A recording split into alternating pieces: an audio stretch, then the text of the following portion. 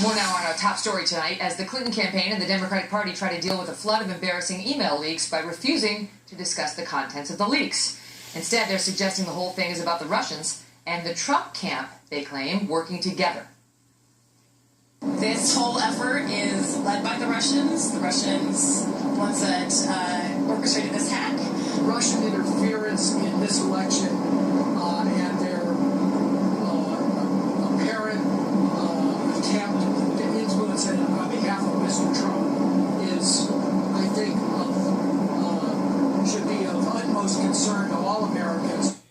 And it's more than just the Clinton campaign. Now the White House is involved. Kevin Corke has more from Washington. Kevin? Hey, Megan, good evening from the White House. Another near 1,200 emails dropped today by the website WikiLeaks. These purportedly belonging to Clinton campaign chair John Podesta, a real blockbuster here in the nation's capital. And it's just the latest in the ongoing hacking controversy, which White House officials today said points squarely at the Russians. And while Press Secretary Josh Earnest wouldn't exactly say how the administration would respond, he did promise they would. But what we surely will do is deploy all of the necessary resources to protect our system and to prevent the Russians from succeeding in their attempt to undermine our political system. While Russian President Vladimir Putin said it doesn't matter who leaked the information, it's the content that's most important. Experts here at the White House were telling us today this is frankly a new page in the old KGB playbook. The fact that they even can sow some distrust, which is precisely the Russian way. They used to refer to it as kompromat, or compromising information, or maskirovka, deceiving others of their activities. This is part and parcel of what we've seen KGB tradecraft during the Cold War. Megan, Secretary of State John Kerry is expected to raise the issue once again on Saturday when he meets with his Russian counterpart in Switzerland. To what effect, of course, remains to be seen. Megan? Kevin, good to see you. Joining me now, Carl Higbee, former Navy SEAL and Trump supporter, and Namiki Konst, a former Bernie Sanders surrogate and host of The Filter on SiriusXM Progress. So Namiki's getting over the fact that this was not leaked during the primary season when Bernie was still in the race, but it wasn't. It wasn't. And you know, as hard as we've been on Team Hillary for what the content of those leaks, they do have a point that Russia messing with an American election is deeply problematic on a number of levels. Absolutely. It's a good Democratic friend of mine said this today. He says, it's as if we were too focused on the documents from Watergate and not enough on the break-in. That's what we need to be focusing on, is the break-in. That's the illegal matter. And, it is true. All intelligence officials say that Guccifer and the DC leaks and WikiLeaks, Guccifer provided the leaks to DC Leaks and WikiLeaks. And Guccifer is directly related. It is funded. It is controlled by the Russian intelligence agency. So there's an absolute connection between this, and the timing couldn't be more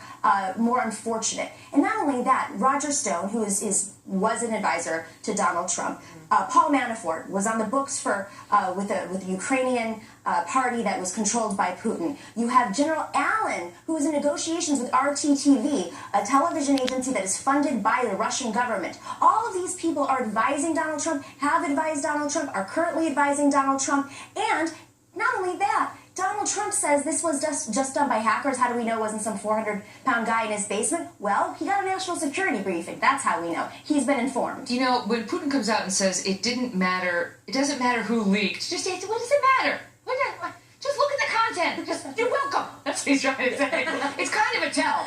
Yeah, the Clinton campaign would love to make this about Russia because it takes the pressure off what the content of the emails is. But the fact of the matter is WikiLeaks has dropped bombs on Republicans, they've dropped it on Democrats, they're going to continue to drop this. But what a Hillary Clinton campaign wants to do is take the pressure off of what's in the actual emails. The fact that they're talking about Catholics, the fact that they're talking about all the internal workings of the campaign that are just really negative right now, it's not going to work. But what do you make of the fact that Roger Stone, he's out tonight saying that he does have back-channel communications with WikiLeaks, but he doesn't coordinate with WikiLeaks, which makes it sound like the Trump camp, through this former advisor and maybe current informal advisor, is working this. Well, I know Nomiki, but I don't have any back channels to the Liberal campaign. So, I mean, like, it's the same kind of thing. You may know somebody. He's saying he does have back channel You may know somebody over there, but look, I don't think the Russians have anything to do with this. I think that's a completely ridiculous thing. Even people say that we have ideas that it is, but there's been no proof so far. Do you have any hesitation about, as I've said before, dining off the carcass of somebody's dead privacy rights? I mean, Podesta's, Palmieri's, everybody's. The thing is, the media, not all media, but some media has thrown the cloak of invisibility over Hillary Clinton. It's coming out through WikiLeaks now, and they don't know what to do. They don't know how. They're in crisis mode. What would Donald Trump do if suddenly Russia hacked his taxes? How would he feel about that? Well, somebody did hack his taxes, and they put it out. Well, but Russia they leaked it. they By the way, leaked it. General Allen endorsed Hillary. Excuse me, General Flynn. Okay. I'm getting my generals mixed up. Thank you for wait a minute. fact-checking me on that, General Flynn. Somebody did dump 1 year of Trump's taxes, and guess what? He was like, "Look, you dumped my taxes. Oh well, get over it." Well, that seems like it was a Blame it on leak the by somebody who Russians. knew Trump Yeah. or who had. I don't. It wasn't. He dealt with it and got over it. It didn't seem like a leak. Although, what the hell do I know? Take responsibility. Great to see you both. Thank you, Megan. Less than 1 week ago.